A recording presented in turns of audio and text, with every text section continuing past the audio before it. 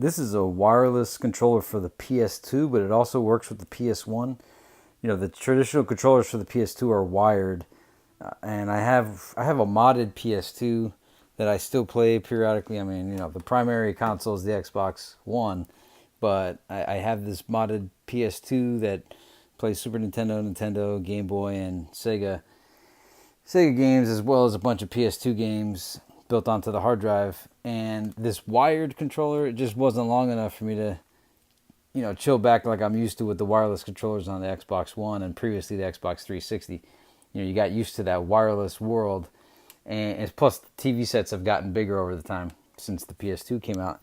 And I've been using that, but I just like, man, I got to get a wireless controller. So I picked this one up off of Amazon for like $13. And this works so much better than a $13 controller. It feels nice in my hand. Uh, it's it's wireless. I mean, it's better. It's better than the original controller, in my opinion. I mean, here's a real deal Sony controller. Okay, well, it feels Sony, and it's cool and all. This looks more Sony-ish, right? Looks more real. However, it's wired, and this wireless controller that's not branded with any Sony logos is just as good as this.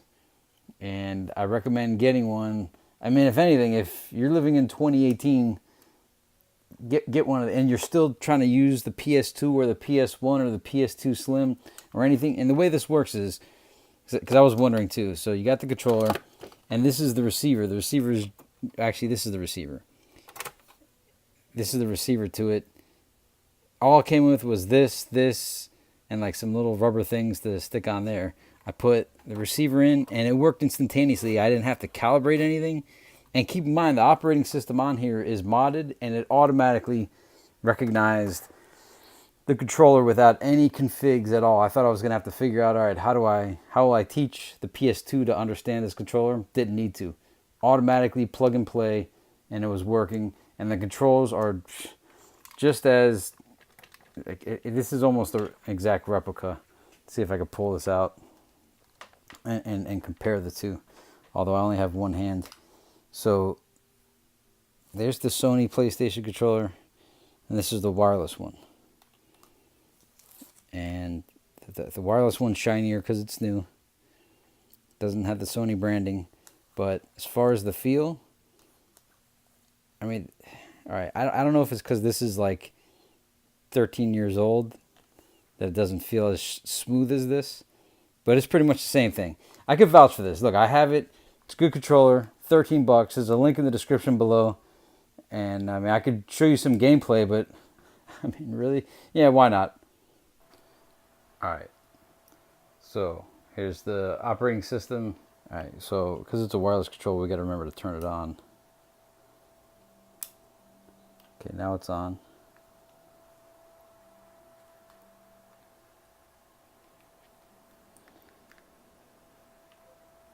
See how pushing down? Oops.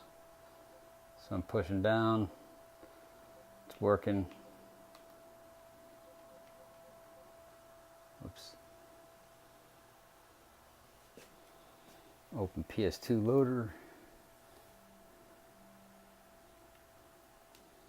Alright, so all the games on there.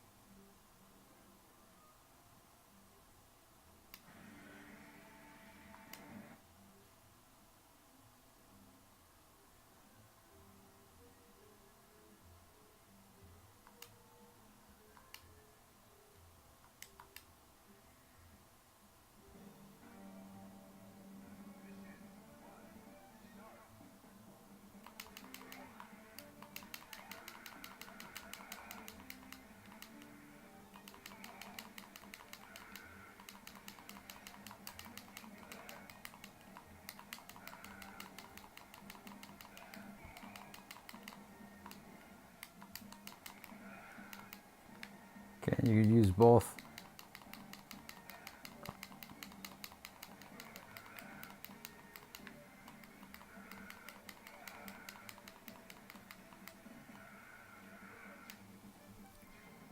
For $13, you can't really go wrong with this wireless PS2 controller. It's the nice part about waiting all this time is that you don't have to pay top dollar for accessories.